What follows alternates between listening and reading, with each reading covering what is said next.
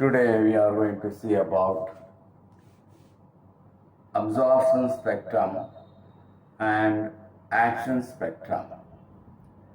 Absorption spectrum, the term absorption refers to complete retention of the light without reflection or transmission.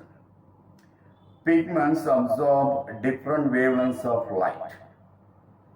A curve obtained by plotting the amount of absorption of different wavelengths of light by a pigment that is called its absorption spectrum.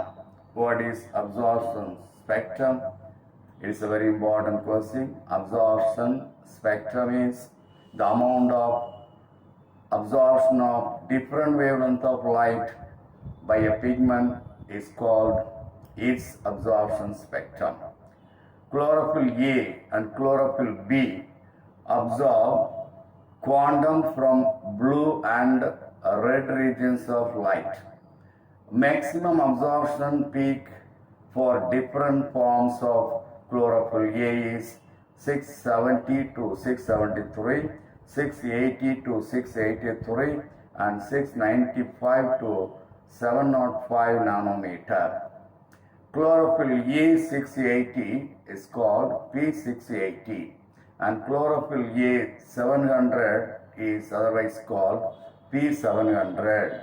They function as trough center for PS2 and PS1 respectively. Chlorophyll A680, that is P680, will function as the trough center for PS2. Like that, chlorophyll A700, that is P700, will act as a trough center for PS1 respectively. PS means photosystem, pigment system, photic system, pigment system 2, pigment system 1, like that we have to refer. Action spectrum.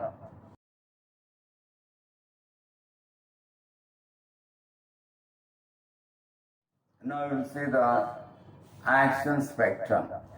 The effectiveness of different wavelengths of light on photosynthesis is measured by plotting against quantum yield. The curve showing the rate of photosynthesis at different wavelengths of light is called action spectrum. What is action spectrum? Is another 2 marks question, like that of absorption spectrum. Action spectrum, it is the rate of photosynthesis at different wavelengths of light, that is called action spectrum. From the graph showing action spectrum, it can be calculated that maximum photosynthesis takes place in the blue and red regions of the spectrum. This wavelength of spectrum is the absorption maximum for chlorophyll A and chlorophyll B.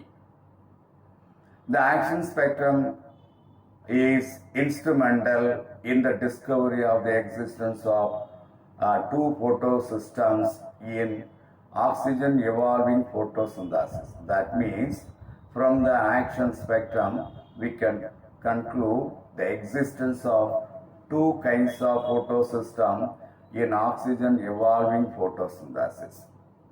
That is the action spectrum. Now we pass on to the red drop or Emerson's first effect. Emerson, an eminent scientist, conducted experiment in chlorella using only one wavelength of light.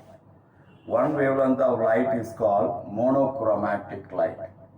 When the monochromatic light is used in the chlorella at a time and he measured quantum yield. He plotted a graph of the quantum yield in terms of oxygen evolution at various wavelength of light. He found that the monochromatic light of longer wavelength, say the Emerson conducted experiments in the chlorella using only one wavelength of light. The one wavelength of light is called monochromatic light at a time, and he measured quantum yield. When one wavelength of light or monochromatic light is used at a time and the quantum yield was measured, he plotted a graph of the quantum yield in terms of oxygen evolution at various wavelengths of light. He found that in the wavelength of 600 to 680, the yield was constant. But suddenly, the photosynthetic rate was dropped in the region above 680 nanometer, that is in the red region. The fall in the photosynthetic yield beyond red regions of the spectrum is referred as a red drop or Emerson's first effect. So that is the red drop. Red drop means in the red regions of the light, in the red regions above 680 nanometer, the photosynthetic rate is declined, and that is called a red drop or Emerson's first effect. Next, we will pass on to the Emerson's enhancement effect. What is Emerson's enhancement effect? The Emerson, the same scientist,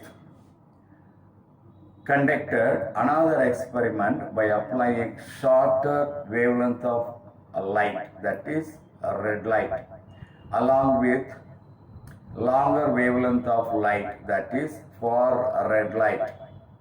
He found that the monochromatic light of longer wavelength far red light, when he supplemented with shorter wavelength of light, that is red light, that will enhance the photosynthetic yield and recovered red drop.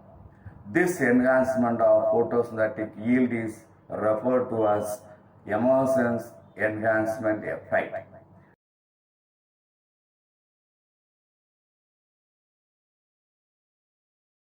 So, in the second experiment, when the Emerson conducted the second experiments on chlorella by supplying shorter wavelength and a longer wavelength.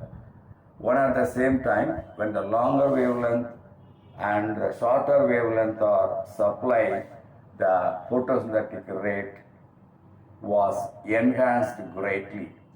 That enhancement is called Emerson's enhancement effect.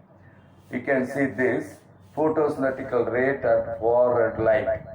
When far red light alone is supplied, that is 710 nanometer, the photosynthetic rate is 10.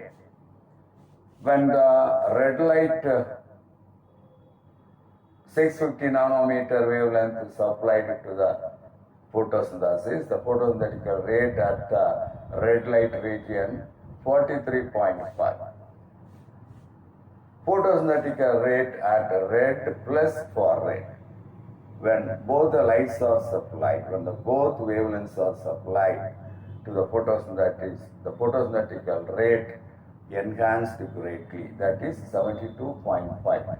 This enhancement, that is called Emerson enhancement. Separately, when the red light is separately, when the far red light is separately supplied to the plants, the photosynthetic rate is less. When two wavelengths, shorter wavelengths and longer wavelengths are supplied to the plants, the photosynthetic rate greatly enhanced. That enhancement is the Emerson enhancement effect as far as photosynthesis is concerned. So today we have seen about the absorption spectrum, action spectrum, Emerson experiments and Hill's reactions. Hill's reaction we will see next class. The red drop or Emerson's first effect, Emerson's enhancement effect. That is. Thank you.